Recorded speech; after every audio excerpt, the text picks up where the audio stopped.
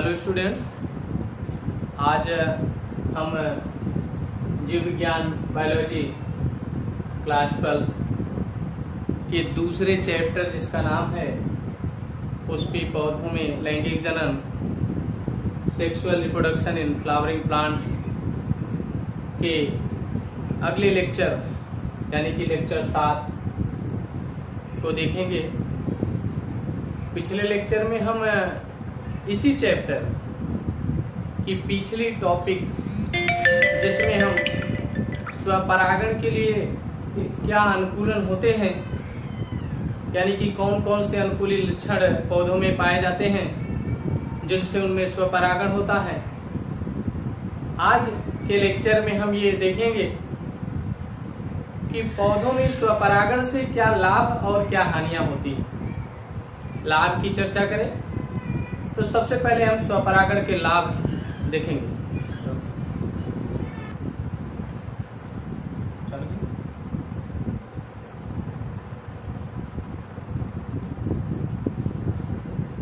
स्वपरागण से लाभ, स्वपरागण से लाभ में हम एक एक बिंदु देखेंगे क्या लाभ होते हैं स्वपरागण से। पहला बिंदु है स्वपरागण की प्रक्रिया में जो एक पौधे की दूसरे पौधे या एक पुष्प की दूसरे पुष्प पर जो निर्भरता होती है, अर्थात परागण के लिए जो एक दूसरे पर वो निर्भर होते हैं, वो निर्भरता नहीं रह जाती यानी कि निर्भरता समाप्त हो जाती है। स्वतः ये परागण कर लेते हैं, इन्हें किसी की आवश्यकता नहीं होती।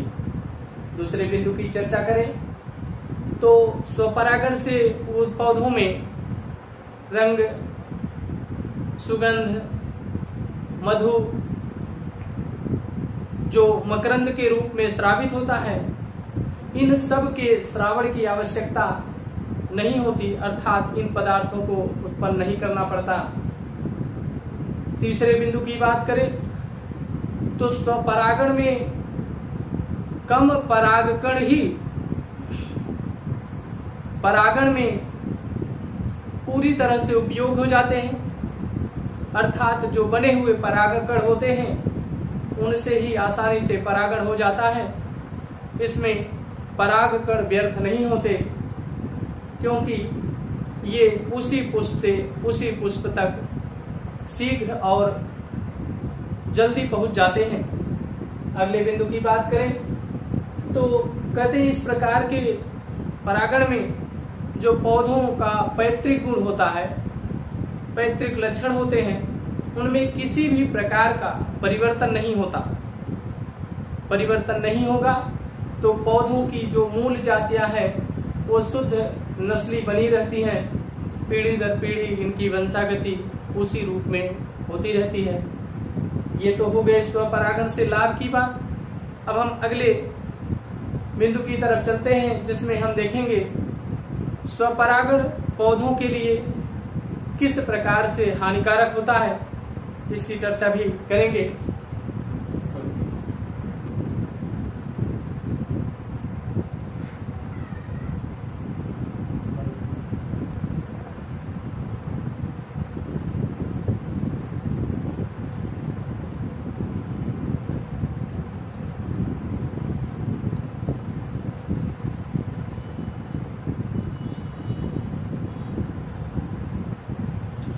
स्वपरागण से हानि, डिसएडवांटेज ऑफ सेल्फ पॉलिनेशन, क्या हानियां होती हैं। इस में अगर हम चर्चा करें पहले बिंदु की तो कहते हैं जो स्वपरागण की प्रक्रिया होती है, इस परागण के फलस्वरूप उत्पन्न बीज से जो नए पौधे बनते हैं वो पौधे कमजोर होते हैं, अर्थात उनका विकास कम होता है, वो बीज कम उत्पन्न करते हैं, वो कमजोर तने वाले होते हैं। दूसरे बिंदु की बात करें तो कह रहे हैं कि स्वपरागण के फलस्वरूप जो बीज बनते हैं पौधों में वो बीज हल्के होते हैं, कमजोर होते हैं, अर्थात उनमें अंकुरण क्षमता की कमी होती है। तीसरे बिंदु की बात करें कि स्वपरागण जो होता है, इसके फलस्वरूप बने बीज शीघ्र नहीं पकते, अर्थात बीजों को परिपक्व होने में एक लंबा समय जाता है, बीज छोटे होते हैं। अगले बिंदु की बात करें तो स्वपरागण से लगातार अगर कहते हैं स्वपरागण होता रहे तो पौधों में किसी भी प्रकार की नई जाति का विकास नहीं होता, अर्थात नई जातियों की उत्पत्ति या उत्पन्न होने की संभावना नहीं रहती। इस बिंदु के पश्चात हम आगे की टॉपिक जिसका नाम है परपरागण के बारे में पढ़ेंगे, उसकी चर्चा करेंगे।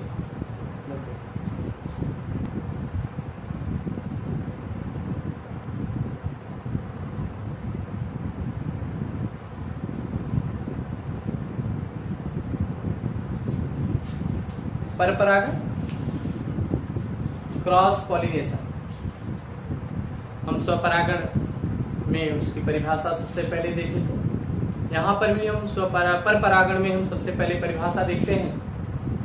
परपरागण किसे कहते हैं? कहते हैं जब पौधों में एक पुष्प के परागकण उसी पुष्प के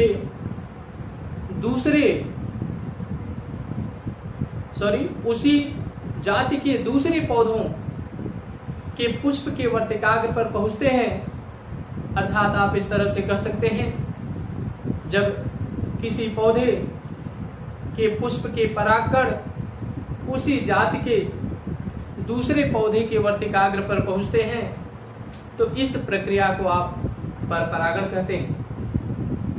आप इस प्रकार से समझ सकते हैं कि मानते हैं एक पौधा जिससे बने परागकण इसी जाति के दूसरे पौधे में बने वर्तिकाग्र पर पहुंचता है, इस प्रकार के परागण को क्रॉस पॉलिनेशन परपरागण कहते हैं। यहाँ पर हम सबसे पहले ये देखेंगे कि पौधों में जो परपरागण की प्रक्रिया होती है, क्रॉस पॉलिनेशन का प्रोसेस होता है, उस प्रोसेस में सबसे पहले देखते हैं कि इसके लिए पौधों में क्या विशेषता पाई जाती है, अर्थात उन पौधों में क्या अनुकूली लक्षण इसके लिए होते हैं, अर्थात पौधों में परपरागण के लिए अनुकूलन।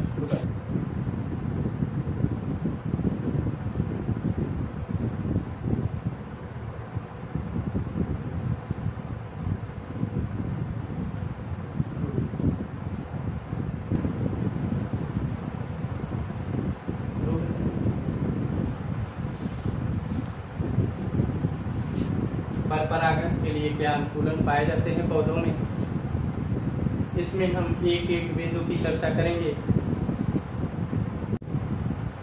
यूनिसेक्सुअलिटी, ये कौन सी दशा होती है? कहते हैं इस प्रकार की दशा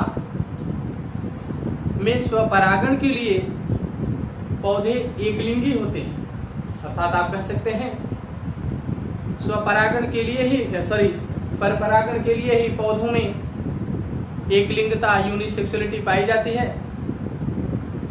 यूनिसेक्सुअलिटी के आधार पर इन पौधों को दो श्रेणियों में बांटा गया है। एक लिंगाश्रयी पौधे अर्थात मोनोसियस, दूसरा उभय लिंगाश्रयी अर्थात डाइसियस। मोनोसियस क्या होते हैं? मोनोसियस ऐसे पौधे होते हैं जिनमें एक ही पौधे पर नर व मादा पुष्प अलग अलग बनते हैं। इसमें उदाहरण के रूप में देखा जाए तो हम देखते हैं जैसे कद्दू, खीरा और मक्का, इनमें एक ही पौधे पर अलग अलग नर और मादा पुष्प बनते हैं। ऐसे पौधों को हम एक लिंगाश्रयी मोनोसियस पौधे, डाइसियस पौधे की श्रेणी में आ जाते हैं। अगर उनके उदाहरण की बात करें तो जैसे पपीता इसमें आता है, पपीता के अलावा भांग का पौधा, केवड़ा ये सब डाइसियस पौधे होते हैं। इनकी विशेषता यह होती है कि इन पौधों में एक लिंगी नर व एक लिंगी मादा अर्थात unisexual male and unisexual female flowers अलग अलग पौधों पर उत्पन्न होते हैं, अर्थात दो अलग अलग प्रकार के पौधे जिसमें नर व मादा पुष्प अलग अलग खिलते हैं। इस दशा में या इस दशा को आप डाइसियस कहते हैं या ऐसे पौधों को डाइसियस कहते हैं। दूसरे बिंदु की बात करें, स्वबंधिता अर्थात जिसे आप सेल्फ स्टेरिलिटी कहते हैं, स्वबंधता को समझते हैं। स्वबंधता वह गुण है जिसमें पौधे का पुष्प अर्थात किसी पौधे के पुष्प के वर्तिकाग्र पर उसके परागकण का अंकुरण नहीं होता, अर्थात उसी पुष्प के परागकण उसी पुष्प के वर्तिकाग्र पर अंकुरित ही नहीं होते। जब अंकुरित नहीं होंगे तो स्वपरागण की संभावना समाप्त हो जाती है। इसलिए इन पौधों में परपरागण होता है, क्योंकि एक पौधे के पुष्प के परागकण उसी पुष्प के वर्तिकाग्र पर अंकुरित तो नहीं होते, परंतु दूसरे पौधों के पुष्प के वर्तिकाग्र पर अंकुरित होते हैं। इस प्रकार की जो विशेषता होती है, इसे अगर हम उदाहरण के रूप में देखें तो कुछ पौधों में ये पाया जाता है, जैसे झुमकलता, पैसिफ्लोरा, आलू, सोलेनम ट्यूबेरोसम। इन पौधों में ऐसी विशेषताएं हमें देखने को मिलती है।